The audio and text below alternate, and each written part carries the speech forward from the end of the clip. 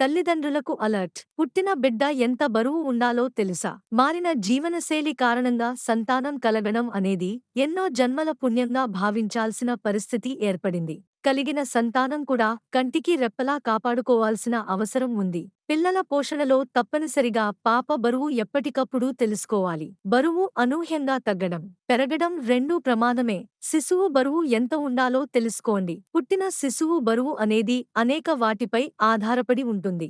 సాధారణంగా 9 నెలలు నిండిన తర్వాత పుట్టిన శిశువు బరువు 2.5 కిలోల కంటే ఎక్కువగా ఉండాలి. 10వ నెలలో జన్మించిన పిల్లల బరువు 3 నుంచి 4 కిలోల వరకు ఉండాలి.